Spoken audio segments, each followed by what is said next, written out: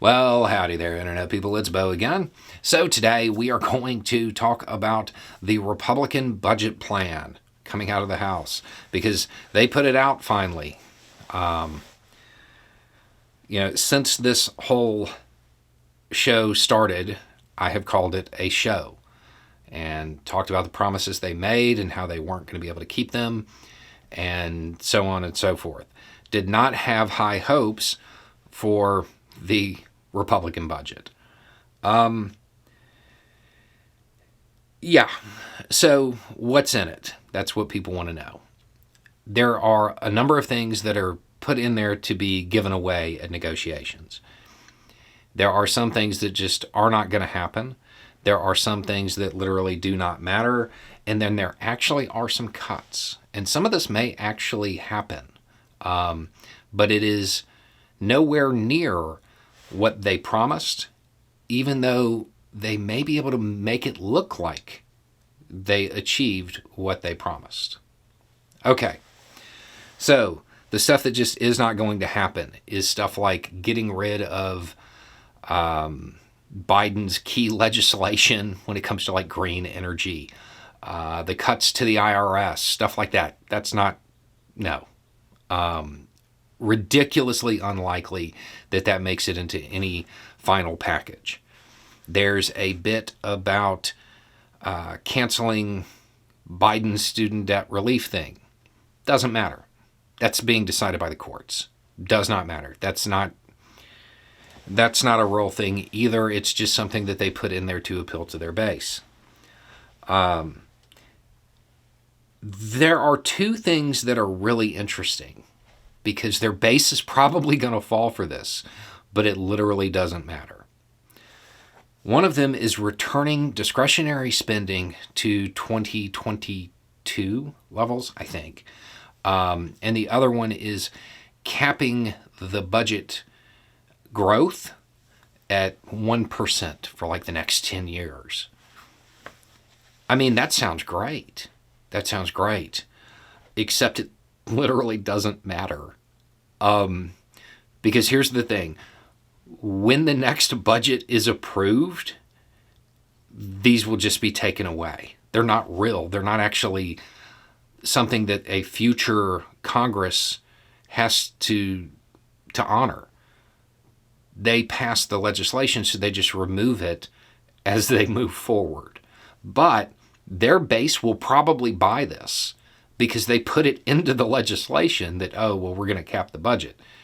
It doesn't matter. The current Congress doesn't get to determine the budget 8 years from now.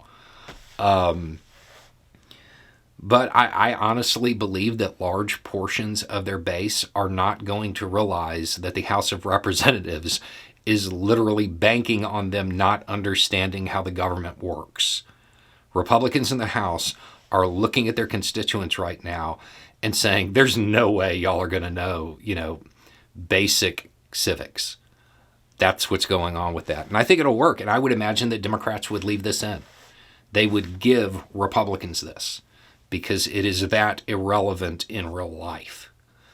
As far as the actual cuts, they plan on taking some money back that was not spent from COVID relief. It's like $91 billion. And then they're cutting the 2024 budget as well for a grand total reduction of $221 billion in change. That's a drop in the bucket for the federal government.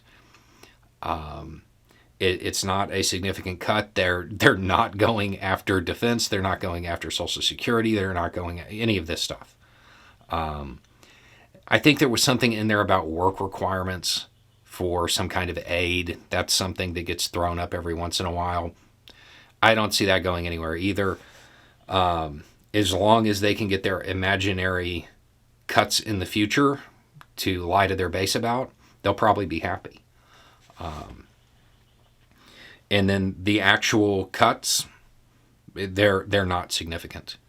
So the whole show that they have put on about being concerned about the debt and all of that stuff, it has been shown to be a show and nothing more. Now, this deal would raise the debt limit by, I want to say, or the debt ceiling by 1.5 trillion, I think, which is a year more or less. So even the stuff that is an actual cut, it's not really either, because it can be redone in a very short period of time. It's a joke. My guess is that Biden will give them their $220 billion and let them keep their imaginary stuff for the future, and that's probably going to be the end of it, because the two key pieces in this are the discretionary spending back to 2022 and the cap on what future budgets are. Neither of those are real. It's words that are put on the paper, but no future Congress actually has to abide by them. So I would guess that Biden would give them that, unless he has something else up his sleeve and he's going to try to play hardball with it or expose it to their base. I mean, I don't know that I'd fight over that. It's literally irrelevant. But so that's the plan. It's a general overview of it. There's room to work here. Anyway, it's just a thought. Y'all have a good day.